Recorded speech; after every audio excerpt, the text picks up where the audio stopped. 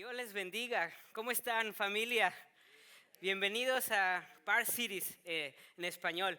Es una alegría poder estar con ustedes. Me siento muy contento y es un privilegio poder el día de hoy poder compartir la palabra. Para aquellos que no me conocen, pues soy el pastor Amin Calvo, pues soy asociado del Ministerio en Español y también pues soy ministro de misiones. Así que es un placer estar con ustedes.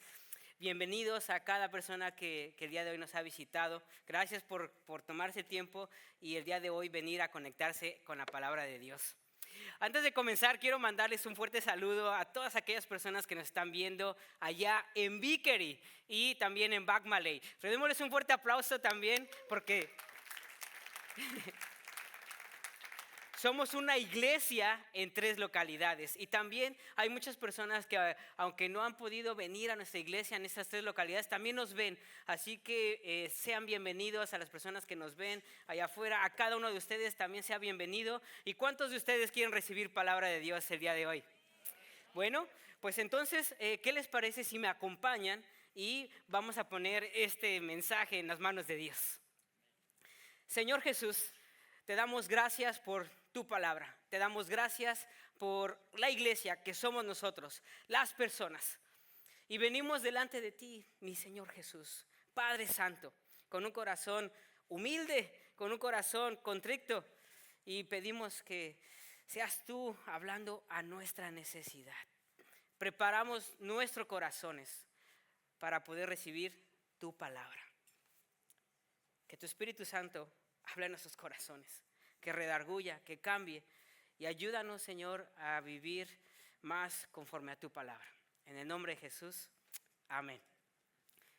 Bueno, ¿cuántos de ustedes han estado esforzándose, tratando de luchar y perseverar en hacer algo bueno y al final de las cosas les sale mal?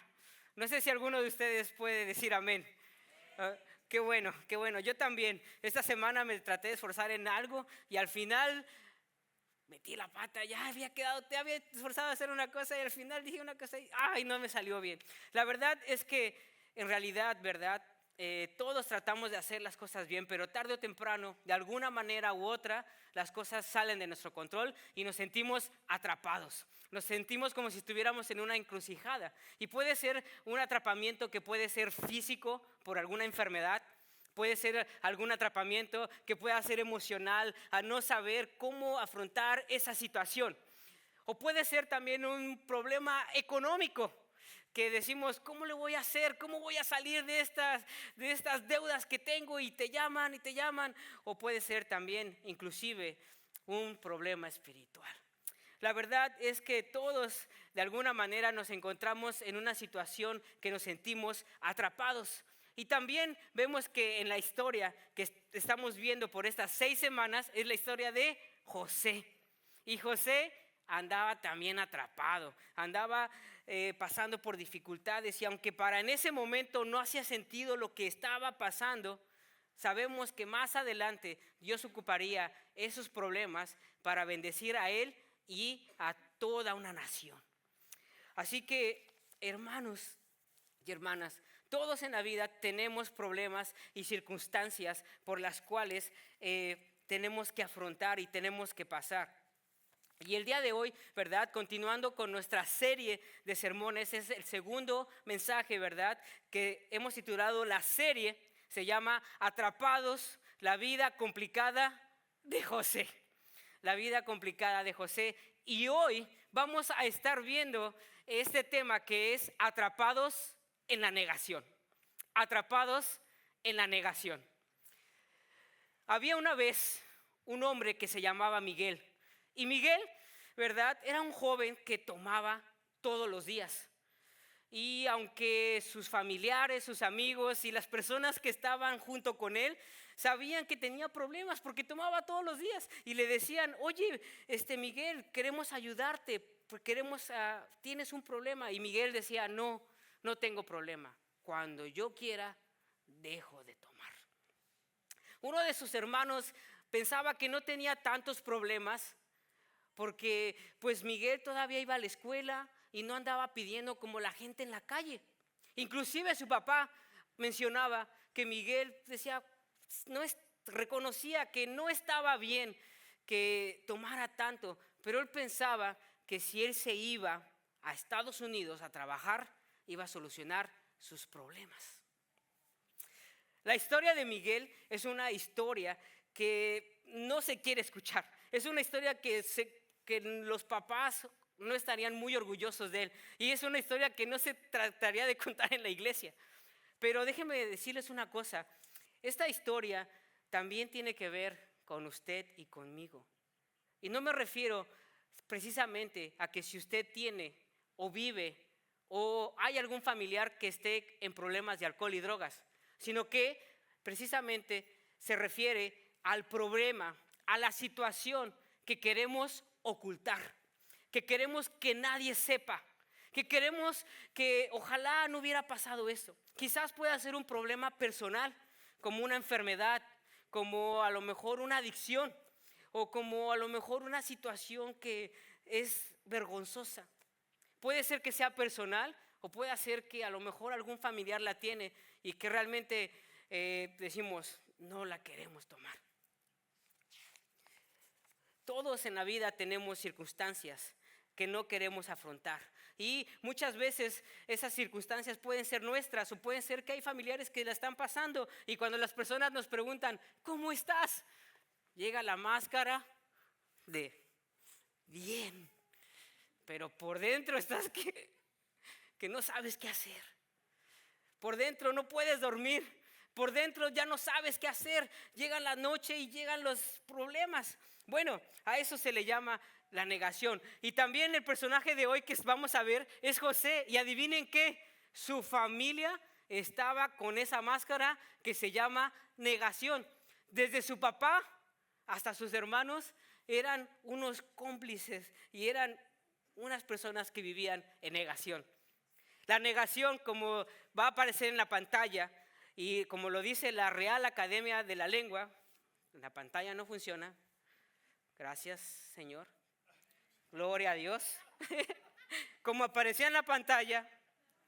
A eso. Muy bien, están conmigo. En la Real Academia de la Lengua dice que la negación dice que significa negación, que significa acción y efecto de decir no. O sea que quedamos igual, ¿no? Como la vez pasada, el sermón pasado.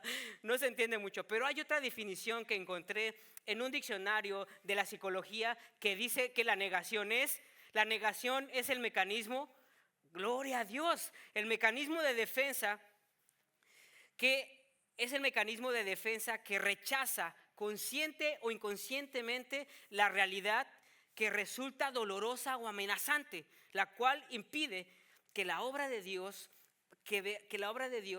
se muestre en nuestras vidas y daña las relaciones interpersonales. Entonces, la negación es una actitud que voluntaria e involuntaria. Es decir, es una máscara que nos protege, que los demás vean cómo estamos realmente, pero también esa máscara nos impide ver el propósito de Dios y también daña nuestras relaciones interpersonales. Ay, ay, ay. Y en esto se pone interesante porque hoy vamos a ver, ¿verdad?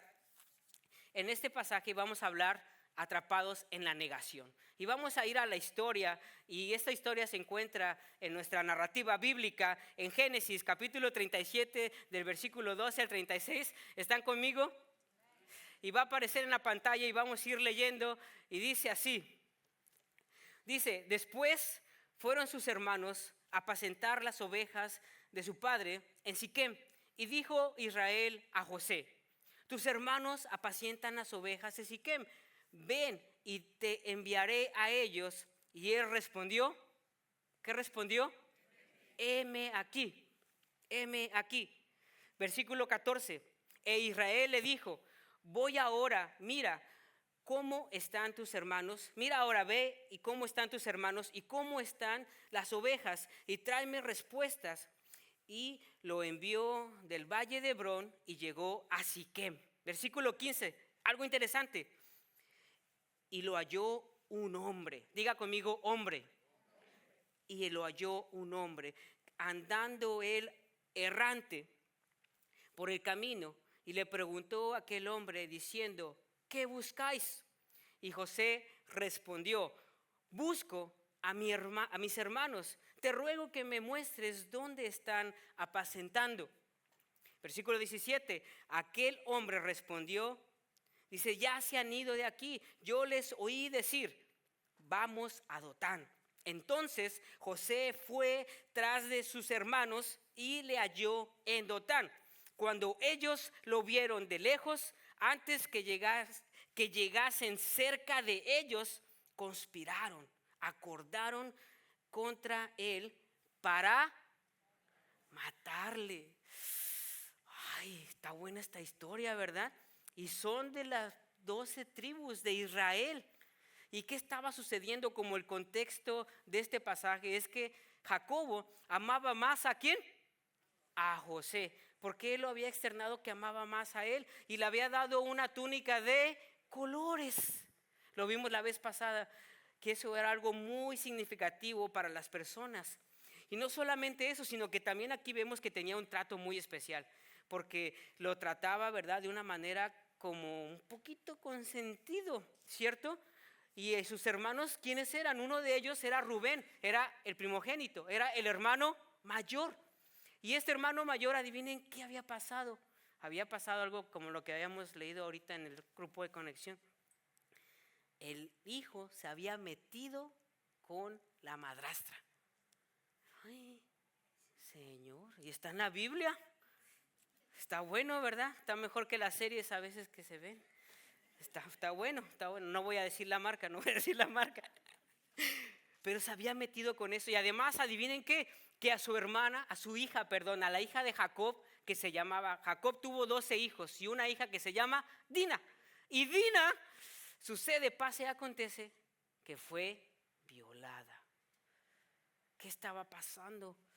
Entonces, los hermanos, ¿verdad?, supieron de esa situación y fueron, ¿verdad?, ahí a Siquem, donde habían violado a su hermana. Hicieron un pacto con las personas, les dijeron: si quieren que los perdone, los vamos a circuncidar. Y ellos se circuncidaron. ¿Se imagina eso? Que ya personas grandes se circunciden. Eso debe haber sido muy doloroso. Y después, no solamente con eso, como decimos en México, les voltearon la tortilla. O como decimos en Colombia, invento mío, les voltearon la arepita. O como decimos los de otro lugar, les voltearon pues el bando, porque los agarraron, los mataron, los ultrajaron, los saquearon y mataron a todo ese lugar para vengar a su hermana.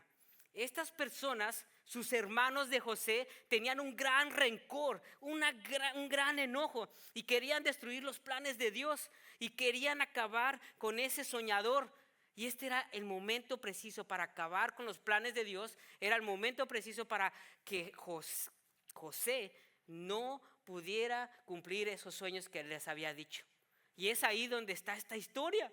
Está interesante, ¿verdad? Y entonces, para que puedan apuntar, ¿verdad?, ahí viene la primer parte. ¿Cómo podemos identificar los síntomas de la negación? ¿Cómo podemos identificar los síntomas de la negación? Vamos a ver tres síntomas para identificar la negación. El primero de ellos es el síntoma del escape. Diga conmigo: escape. Y ahí es donde ahí empieza la plumita voladora. Muy bien. Y esto lo vemos en el primer versículo. Dice: pues poco tiempo después, los hermanos de Jacob fueron hasta Siquem para apacentar las ovejas de su padre. Cuando ya llegaban un buen tiempo ahí, Jacob le dijo a José: tu hermano está en Siquem, así que apacentando las ovejas, prepárate, porque te voy a enviar para que los veas. Y él dijo: estoy listo, envíame a mí. Aquí vemos, ¿verdad?, que el escape aquí es algo muy interesante, porque Jacob, ¿verdad?, había mostrado amor a José por tres cosas, ¿no? Por la túnica, por sus palabras, por el trato especial. Por otra parte, a Dina, su hija, la habían violado. ¿Qué estaba haciendo ese papá que no se dio cuenta que habían violado a su hija? No sabemos, pero lo que sí sabemos es de que él, al reconocer que sus hermanos estaban lejos, manda a José y fueron a ese lugar, ¿verdad?, para darles de comer. Entonces aquí encontramos aquí encontramos que al huir a otro lugar, el primer punto es al huir hacia otro lugar, que son las fugas geográficas, es cuando es una parte de la negación. Cuando la negación, ¿verdad? El primer síntoma es el escape, pero su hijito, por así decirlo, o su manera en cómo se disfraza, se le llaman las famosas fugas geográficas. Aquellas que nos dicen que debemos de ir a otro lugar para resolver nuestros problemas. En esta historia vemos que cuando una persona sale a otro lugar, ¿verdad? Puede ser que el problema se resuelva, pero también puede suceder que lleguen a tener una negación. ¿Cómo así? Se los explico, mis hermanos. Aquí las ovejas, ¿verdad? Tenían que recorrer aproximadamente 20 horas, que eran 30 kilómetros del lugar de Hebrón hasta donde estaban al norte, pero fueron porque tenía que darles de pastos a sus rebaños. El problema era que no tenían para comer. La solución era moverse a otro lugar. Ahí, ¿verdad? Vemos que era necesario, era indispensable que pudieran salir a ese lugar. Pero ahora también vemos que el lado contrario es que muchas personas, en vez de aceptar su problema, su situación, quieren moverse a otro lugar para solucionar su problema. Y eso es un escape. ¿Cuál es un ejemplo de ellos? Si una persona tiene problemas con el alcohol, con el cigarro, y dicen, me voy a mover a otro país, llegan de México a Estados Unidos, ¿se va a quitar el problema? ¿Cómo saben? A mí me pasó también, hermanos. No se soluciona el problema. Si una persona tiene una enfermedad, ¿verdad? Y esa enfermedad se va a otro lugar, ¿se va a curar? No se va a curar. Si una persona llegara a tener problemas económicos, aunque llegara a Estados Unidos y trabajara 2 o 3 trabajos, si la persona no reconoce que tiene problemas en administrar su dinero, así se tengan 3 o 4 trabajos o se gane la lotería, la persona siempre va a estar mal económicamente. ¿Por qué? Porque no se reconoce, porque no se ha reconocido. Por eso es que debemos nosotros como creyentes y no creyentes inclusive, como personas y como punto importante de esto es de no escaparnos de nuestros problemas, de no huirlos, sino de admitirlos. Hay situaciones que nos ayudan a movernos a otro lugar, gloria a Dios, pero hay otras situaciones que nos impiden ver la realidad. Entonces, si queremos escaparnos, debemos escaparnos para buscar a Dios, para buscar a Dios. En este tiempo, en esta semana pasó un tiempo muy bonito porque fue el VBS. Los niños vinieron aquí, estuvimos jugando con ellos, alabando a Dios. Fue un tiempo muy bonito, pero uno de esos niños, ya cuando iba a acabar el VBS, me dice, no me quiero ir. Y yo le digo, ay, qué bueno. Y le digo, ¿por qué no te quieres ir? Dice, no, porque aquí leemos la Biblia juntos, adoramos a Dios. Dice, y mis papás no están peleando. Qué bueno que algunas personas se refugian aquí en la iglesia. Qué bueno que algunas personas se refugian aquí porque aquí pueden refugiarse porque al final van a encontrar la presencia de Dios. Pero hay otras personas que se refugian, desgraciadamente, en unos viajes, en comprarse un carro nuevo del año, en poder tener una ropa de marca, en poder fugarse con cosas malas como el alcohol, las drogas, la pornografía. Y eso no debe de ser. Si queremos escaparnos, debemos escaparnos en buscar la presencia de Dios. Y una buena noticia que tengo, hermanos, es de que hay una promesa que va a salir ahí en la pantalla, que es, a pesar de los escapes, vemos siempre obrar a Dios. Y para Dios obra en cualquier lugar.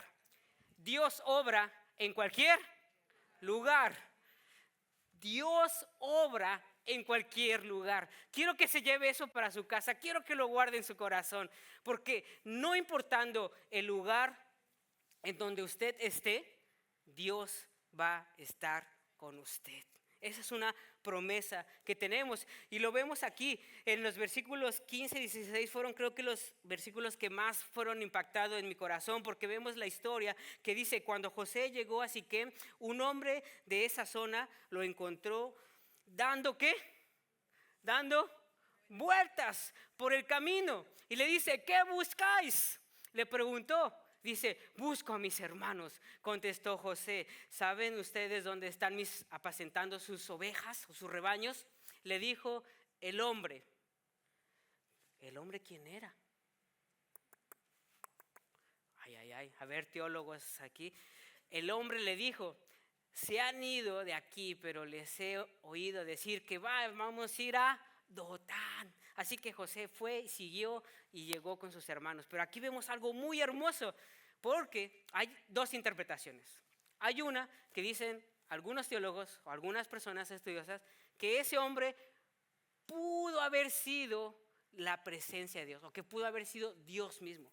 ¿Se recuerdan que había sucedido lo mismo con Abraham, su bisabuelo? A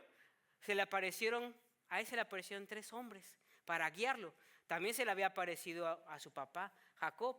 Pero esa interpretación no encaja muy bien con lo que pienso yo, porque a José se le aparecía más en sueños. Pero no importando la interpretación, la esencia de este punto es de que no importando si fuera de forma voluntaria o involuntaria, vemos la guianza de Dios, ¿cierto? Vemos la guianza de Dios. Y aquí vemos que nosotros, muchas personas cuando están perdidos, sacan su ¿qué? Su GPS. ¿Sabe qué significa? Sistema de posicionamiento global. Pero yo digo que espiritualmente deberíamos de tener un GPD, que es una guía permanente de Dios. Una guía permanente de Dios. Así que saque su GPD. Es decir, que todos en algún momento, en la circunstancia por la cual están pasando, queremos decir que no están solos. Busquemos la ayuda de otra persona. Busquemos principalmente la ayuda de Dios, porque Dios está en todo lugar. Amén. ¿Están conmigo? El segunda cosa, el siguiente síntoma, el primero fue el escape, las fugas, pero ahora el siguiente síntoma que vamos a ver es el síntoma de minorizar o justificar. El síntoma de minimizar o justificar. Una verdad a medias es una mentira. Y muchas veces tratamos de mentir o minorizar las cosas para no aceptar la verdad. Y tratamos de minimizar las situaciones, a veces son personales o a veces son las de un familiar. Y esto lo vemos aquí, sucedió con los hermanos. Dice: al justificar los hechos, versículo 37, 18 al 20. Vemos la primera parte, la justificación. Y lo vamos a ver con los hermanos. Dice: cuando ellos, o sea, los hermanos, cuando ellos lo vieron de lejos, antes que llegase cerca de ellos, conspiraron contra él. ¿Para qué? Para matarle. Y le dijeron a él unos a otros: he aquí, viene el soñador. Ahí le echaron bullying, ¿verdad? Porque le habían apodado el soñador. ¿Cómo le decían a usted? No se crea, no diga eso. Le decía el soñador. Dice: ahora pues, venid y matémoslo y echémoslo a esta cisterna, y diremos: alguna mala bestia lo devoró, y veremos qué será de sus sueños. Entonces, ¿qué querían hacer?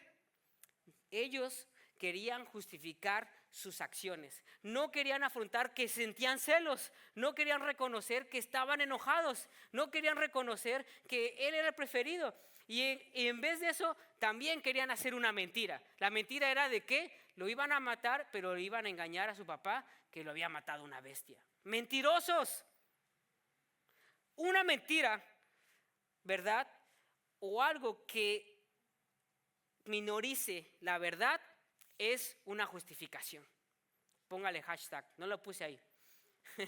Como dice, una mentira que minorice la realidad es una justificación. Y les voy a dar 10 ejemplos, ¿verdad? 10 ejemplos rápidamente de cómo, ¿verdad? Muchas veces justificamos. Espero que cualquier parecido con la realidad sea pura coincidencia. Dice el primero: Pedro toma más que yo. Yo solo estaba casado 2 veces, pero María ha estado casado 3. Yo no es que tenga problemas, solo tomo porque es viernes y quiero relajarme. Realmente no me duele tanto. Prefiero que mi hijo consuma drogas en mi casa porque afuera es muy peligroso. Yo solo me tomo una cerveza porque hace mucho calor. No queremos que mi hija salga porque no queremos que la demás gente se dé cuenta de sus tendencias. Mejor no digo nada del abuso sexual porque eso ya pasó hace muchos años. Ya no. Hablar de eso empeora las cosas. El tiempo lo cura todo. Ay, hermanos, está fuerte, ¿verdad? También me pegó eso. El tiempo lo cura todo. Si tú tienes una enfermedad y le pones un curita y la dejas ahí, se va a infectar y va a oler feo y todos a su alrededor van a oler esa situación. Cuando nosotros justificamos, ¿verdad? No debemos de justificarnos, debemos decir las cosas con la mejor verdad. Y también aquí vemos, ¿verdad?, que no solamente justificaban las cosas, sino que también las minorizaban. Dice, al minorizar los hechos. Segundo punto, al justificar los hechos. Al minorizar los hechos, gracias. Al minorizar los hechos. Versículo 37, 18 en adelante dice, aquí vemos no solamente sus hermanos, sino aquí vemos otro de sus hermanos, que era Rubén. Leámoslo, en versículo 21 lo dice. Dice, cuando Rubén oyó esto, lo libró de sus manos y dijo, no lo matemos. Le dijo Rubén, dice, no derramaremos sangre echándolo en esta cisterna que está en el desierto y no pongamos mano en él. ¿Por qué librarlo así de sus manos?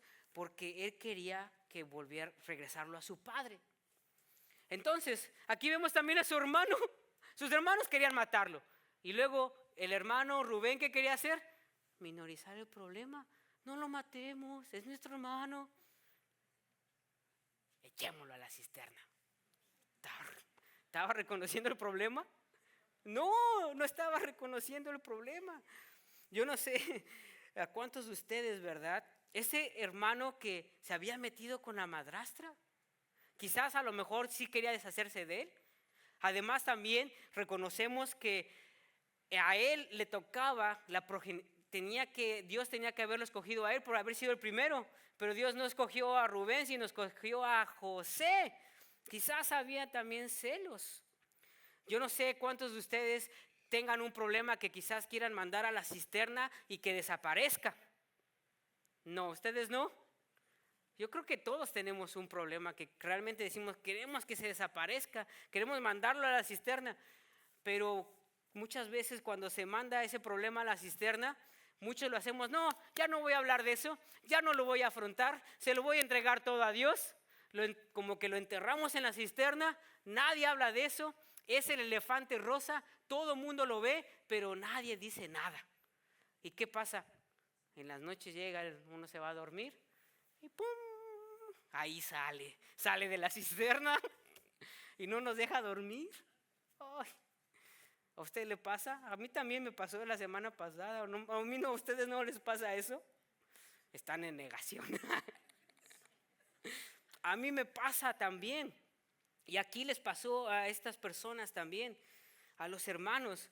Pero aquí también vemos, ¿verdad? Que aquí vemos la fuga geográfica. En el versículo 29, después de que los hermanos lo vendieron y todo, vemos que los hermanos ya lo habían vendido, Rubén andaba por otro lado y miren su contestación, viene la negación también. Dice, después Rubén volvió a la cisterna y dice, y no halló a José adentro y se rasgó las vestiduras y lo volvió a sus hermanos y dijo, el joven no aparece, ese joven no aparece. Y yo, ¿a dónde iré? Ay, cómeme tierra. Ese hubiera quedado mejor el primer punto, ¿no? De escape. Se quería ir a otro lugar para evadir sus problemas. Pero también minorizó las cosas. Ay, Señor de la gloria. La pregunta que tengo para ustedes es, ¿cuál es el problema que has estado evitando? ¿Qué situación triste, dolorosa? ¿Cuál es el problema que quisieras mandar a la cisterna? Déjame decirte otra promesa. Algo bueno. Que Dios obra en cualquier problema. Dios obra en cualquier problema. No solamente obra en cualquier lugar, sino también en cualquier problema. Y aquí lo vemos. Esto es algo muy bonito, muy hermoso. Como en toda esta historia, imagínense José, ¿verdad? José había ido a ver a sus hermanos y ¡pum! ¡Rájale! Ya está ahí en la cisterna. ¿La debía? No la debía. Pero a pesar de esa circunstancia, a pesar de estar en la cisterna, ¿verdad? Vemos que Dios obra en cualquier problema. Obra en cualquier problema. Dice, versículo 23, sucedió pues que cuando llegó José a sus hermanos, ellos quitaron a José su túnica, la túnica de colores que tenían sobre sí. Le tomaron y le echaron en la cisterna. Dice, pero la cisterna estaba vacía. No había agua en ella. No había. Qué interesante, ¿no? No se ahogó. Eso fue algo muy interesante. Que no, a pesar de eso, digo, bueno, no se ahogó. ¿Vemos o no vemos a Dios obrar? ¿Vemos o no vemos a Dios obrar? Sí lo vemos obrar. Y no solamente, quizás a lo mejor podemos interpretar que a lo mejor ellos lo echaron a la cisterna sabiendo que no había agua. Pero, aunque el texto nos dice que no había agua, como que resalta, ¿verdad? No se menciona a Dios en este pasaje para nada, pero está entre líneas de que vemos a Dios obrar en esa circunstancia tan difícil. Tan difícil. En los siguientes versículos vemos lo que estaba la reacción de sus hermanos. Estos hermanos no eran una perita en dulce. Miren cómo reaccionaron ellos. ¿Cómo hubiera reaccionado usted? Ellos reaccionaron de la siguiente manera. Versículo 25 dice, y se sentaron a comer pan, como si no hubiera pasado nada. Y alzando los ojos, miraron, y he aquí una compañía de ismaelitas que venían de Canaán. La actitud de sus hermanos, en vez de agacharse, arrepentirse y pedir perdón, alzaron su mirada, ¿no? Quizás una interpretación de orgullo, de soberbia. Pero aquí vemos que en los planes de Dios, este plan no dejó que su hijo, José, muriera, sino que lo libró, no solamente al no tener agua, sino que también al mandar a estos mercaderes. Y dice en el versículo de Galán, y sus camellos traían aromas, bálsamos y mirra, e iban a llevarlo a Egipto. Entonces Judá dijo a sus hermanos, ¿qué provecho hay que matemos a nuestro hermano y encubramos su muerte? Venid.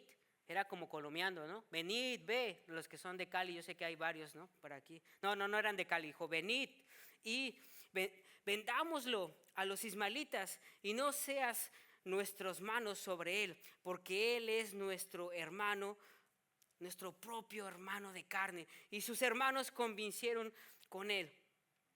Y cuando pasaban los madianitas, mercaderes, sacaron ellos a José de la cisterna y lo trajeron arriba y lo vendieron a los ismaelitas por 20 piezas de plata. Y llegaron a José a Egipto. santo. Qué hermoso aquí vemos, ¿verdad? Que a pesar de las dificultades, a pesar de los problemas, vemos a un Dios que obra en medio de los problemas. Amén. Así que yo no sé cuál sea su problema el día de hoy. No debemos de negarlo, no debemos de minorizarlo. Debemos llevarlo al Señor. Porque Dios conoce su problema, Dios conoce su situación, Dios conoce que no ha podido salir de esa cosa que no lo deja dormir, pero debemos de acercarnos a Él. Otra cosa que vemos en la cisterna, mientras que los hermanos miraban hacia arriba para ver qué sucedía en una actitud de soberbia, José estaba yendo a esa cisterna. Quizás era el momento en que José no estaba muriendo físicamente, pero sí emocionalmente, sí en su prepotencia, sí en la manera en que Dios estaba trabajando en su carácter. Y muchas veces nosotros también, hermanos, cuando pasamos por una dificultad, a veces Dios ocupa las dificultades para trabajar en nuestro carácter, para reconocer las áreas en las cuales estamos altivos. Y en ese trabajar es algo bueno. También lo vemos en Santiago. En Santiago dice, estar en sumo gozo cuando os halléis en diversas pruebas. Los problemas son la prueba de nuestra fe. Y es para que seamos perfectos, que seamos cabales, que podamos nosotros, ¿verdad?, ejemplificar más ese carácter de Dios. Y Dios estaba ocupando quizás este momento en José porque después lo iba a usar grandemente. Tenía que ir al fondo. Y así es en nuestra vida, en nuestros problemas. Tenemos que ir al fondo para que podamos salir. En una investigación, cuando una persona está cayendo en una alberca y no sabe nadar, dicen los que presentaron este reportaje que las personas, en vez de tratar de salir, tienen que dejarse hundir para tocar fondo. Y cuando tocan fondo, tienen que brincar para poder salir. Hasta que no tocan fondo, no se puede salir. El tocar fondo es el principio de la recuperación. Y es cuando usted y yo admitimos que tenemos un problema, una situación que cambiar. Amén.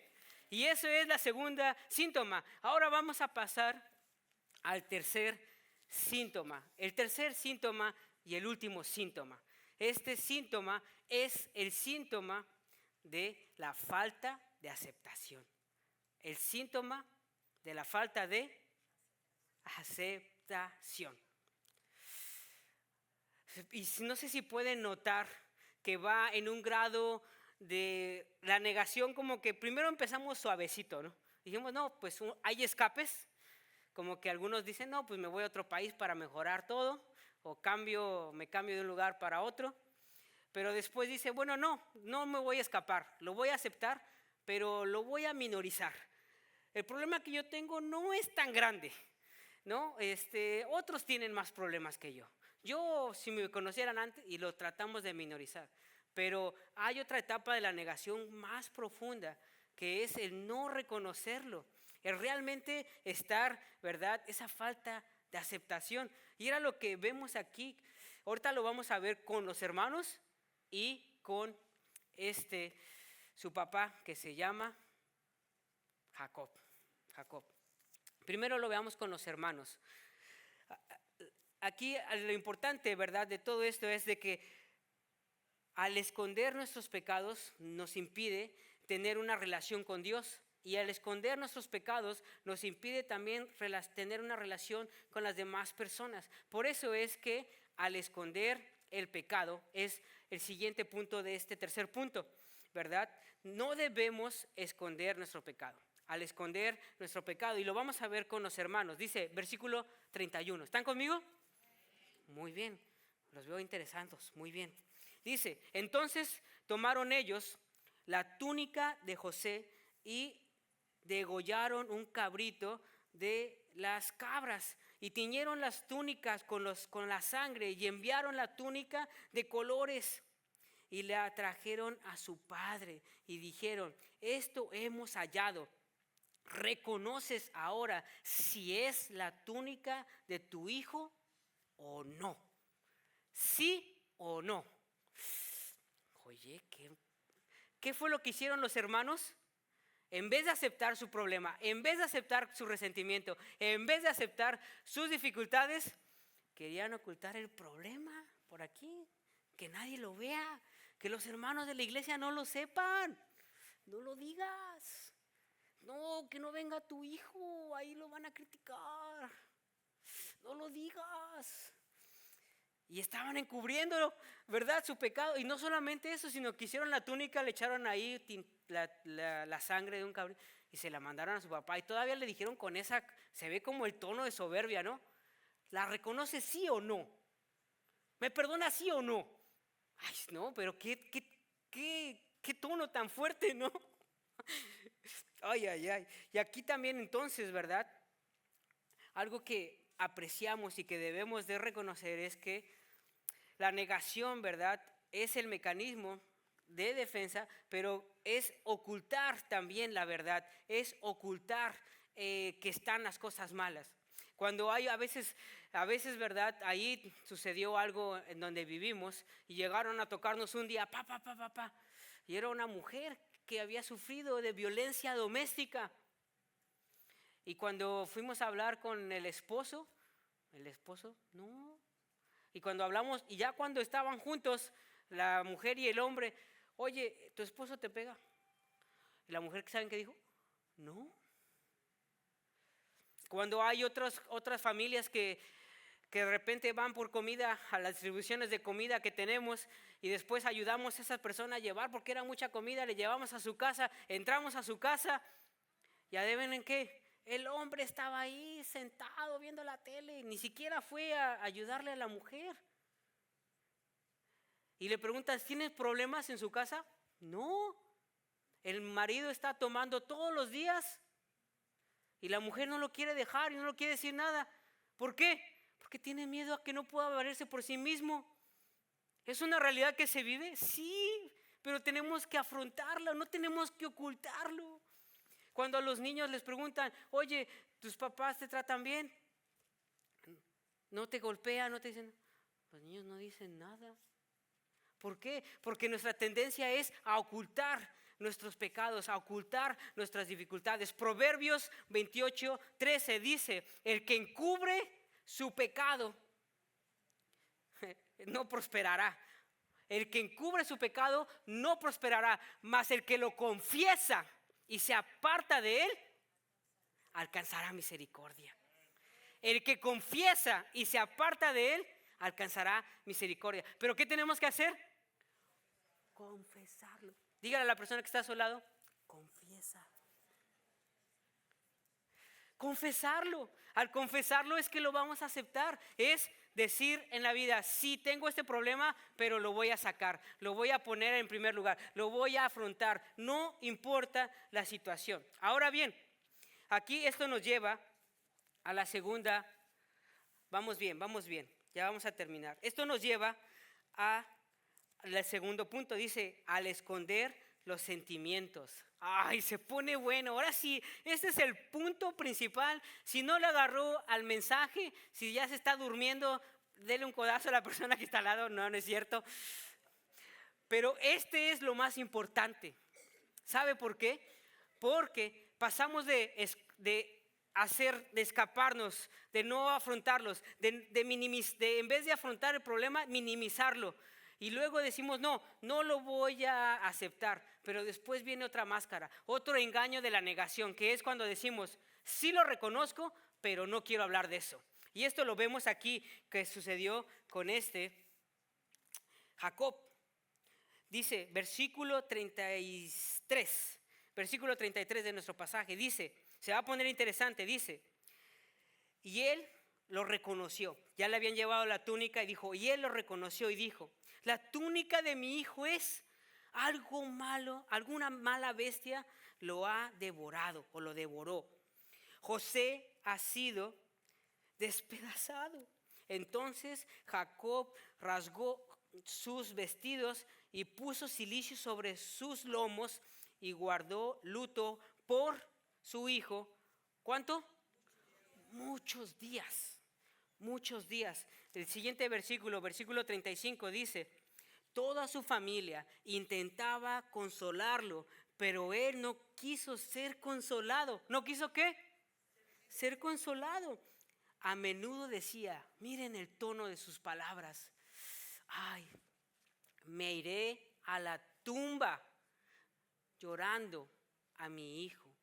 Y entonces sollozaba.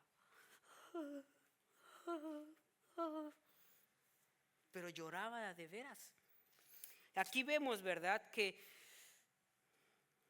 Jacob reconoció los hechos. Dijo, sí, lo mataron. Lo reconoció, pero pero no aquí.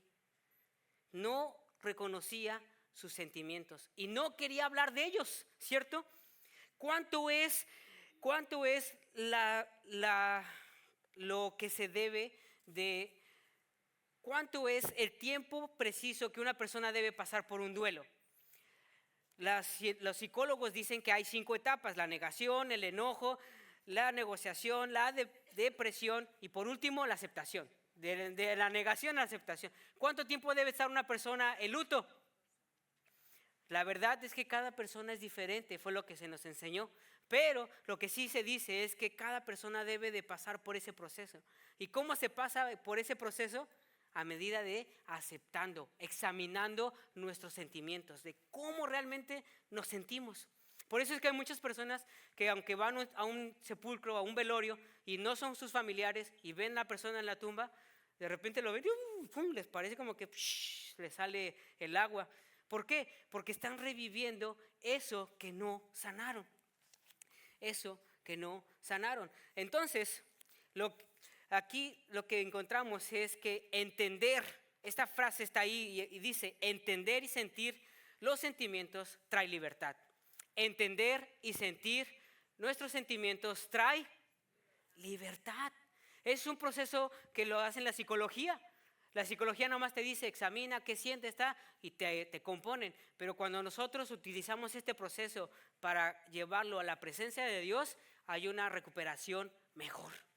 Hay una recuperación mejor. Porque las personas que toman porque tienen un problema emocional. No toman porque el alcohol no es el problema. El problema es lo que está en el corazón. Las personas que fuman también tienen un problema en su corazón, pero tienen que sanarlo. Las personas que tienen otros tipos de dificultades, a lo mejor puede ser, no tiene que ser un vicio, también puede ser a lo mejor una enfermedad. A lo mejor pueden ser falta de finanzas. A lo mejor pueden ser un hijo que no es muy bien portado.